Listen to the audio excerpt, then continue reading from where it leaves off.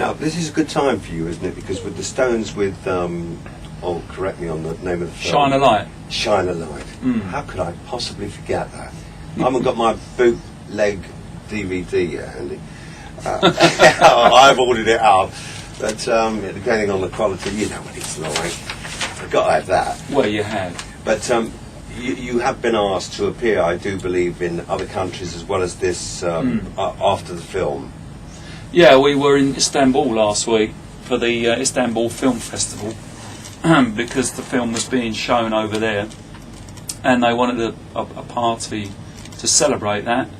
And who was available but the Counterfeit Stones? And we went over on the Tuesday from Terminal 5, where one of the guitars went missing. But we got it in the end. You actually got it, before the show? Yes, luckily enough, we went the night before and it arrived. But we just thought, at least it's only one guitar. But we take 9 or 10 guitars away with us.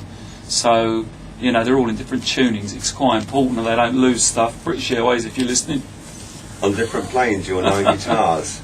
Now, it's got down here, Nick Dagger swears that when he met Cherry Hall, she had a glint in her eye and looked at you, and you got that feeling?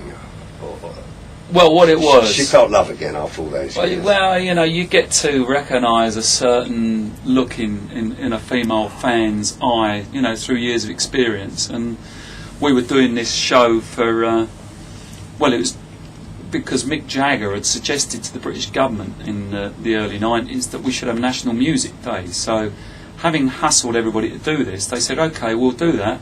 And at the launch, which he was meant to be at, he couldn't be found. He was stuck in LA. So again, we get the call, can the Counterfeit Stones come and do the press launch at the Hard Rock Cafe? And we went along, set up about 6 in the morning, because it was all going to happen about 10. And Harvey Goldsmith came up to me and he said, Jerry's coming later, don't you? Because that makes you feel relaxed. Yeah, and I thought first he's winding me up.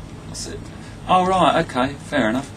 So he said, whatever you do, don't change anything. So I said, is she going to find this all a bit weird? Just do what you normally do. Well, so, that's good advice, isn't it? And it's the right advice, because I realised that if you're going to get up there and look slightly embarrassed or cagey about it, everybody else is going to feel embarrassed. So anyway, we broke into brown sugar, and there was no sign of her, and I thought she's probably not going to come anyway. And then I'm mid-scissor jump in my tightest of outfits, and she walks in, and there was just this look on her face. It was like, I remember that body from 10 years ago. I like it. And she met us afterwards, and she said she found it hysterical. Have you met Bianca Jagger? No, I've not met her, but this is a very strange coincidence again, because last year we played at, and this is going to sound weird, but we played at the Organic Food Awards. We were the last live act to play in the Shepherd's Bush, the Palais. The Hammersmith Palais. Oh, I know the Palais. Yes, it is closed now. And one of the women at the one of the tables, guest tables, was Bianca. So, and I think she's still quite attractive now, isn't she? I couldn't see her from there, but I'm sure she's got the right bone structure, isn't she? Well, I've seen her on TV, and she's got that lived-in face. Yeah. But Jagger has anyway, which suits him. And he shouldn't worry about using oil of Ulay and stuff like that. I mean, it don't matter. He looks fantastic anyway. He's giving off that nice vibe. But what I was going to say, I did meet Bianca myself years ago when she was married to Mick. Funny enough, it's all come back to me at the Grove now. I'll chuck this in, just for crack. And I do love doing at parties when I'm in the right mood, and Mick Jagger myself. Right. But, you do it professionally. And I get paid for it, yeah. That's right. I just do it for the crack. But I was sitting down with her, and I said, actually, I do quite a good Mick Jagger impersonation, I said to her. She said, well, why don't you do it now? I went, I feel stupid getting up doing it in front of you. I mean, she went, no, go on. And really getting me at it. I went, I would if there weren't other people about, but I feel a bit daft because it's you. And, who you're married to and all that. And you began as I met this lunatic. It was, no, because I didn't, because I can't even remember what the do was, but I just remember she was really nice, very sweet to talk to. Yeah. blah de blah, and that was that. I'm only telling this story because you're here, and you have been booked by Sir Tim Rice. Yeah. We did 2 weeks residency in the Riverside Studios Theatre down in Hammersmith, and on one of the nights, Sir Tim Rice came with his family.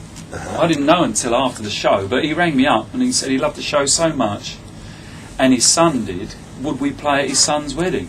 And I said, well, of course, So we played at his son's wedding, and then about a year after that, I got a call from Donald, his son, again, who was putting a little movie together with Bob Geldof, and he said, would I be interested in being in the film? And he explained the plot to me, and it's this little 20-minute sort of comedy film where I'm in there with Bob Geldof and loads of other people. So that's what's great about this business. You get little things happen, and then they just go and lead on to other things. Out the blue.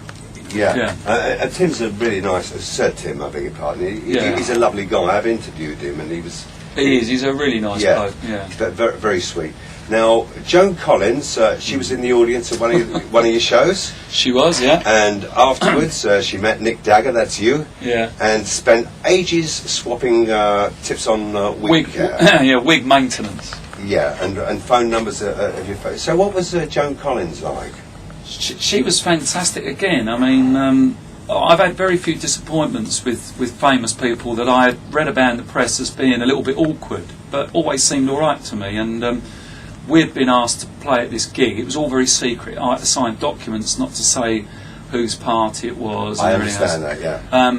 But it turned out to be the bloke that owns JCB, and he had this party out in the middle of sort of Oxfordshire. And they'd spent 3 weeks building this whole party set together, and when we got there, we were told that there were going to be various celebrities, and one of them was going to be Joan Collins, So, anyway, somehow or other she ended up backstage, because there was loads of other acts on as well. Old habits die hard. Yes, of course. Tried to wrest the mic from during the performance. Do you mind if I sing a song? No, Joan, I said, stick to what you know best. Having drinks spilt over you. She was doing that ad at the time. Oh, it was that period with Leonard Rossiter? Well, it might have been just after. But anyway, she got around to it. She said, I do like your wig. And I said, well, only you can spot that it's a wig. Isn't that right, Joan? She said, yeah, okay. So she said, how do you make it, look so good? And I said, well, there's a product called green tea fabric conditioner. And I said, and that's the magic. You put it in a bath, half a teaspoonful, leave it in for a few hours, rinse it out, hang it up to dry naturally, don't use any hair dryers, and you too can have a head of hair like this. That's lovely. You must write that down for me. In fact, I was so impressed with your different hairstyles coming out on stage. I thought, because, it really is quite fantastic. Are they expensive? They are, yeah. I mean, if you're going to do something theatrical like this, it's like the same with the clothes.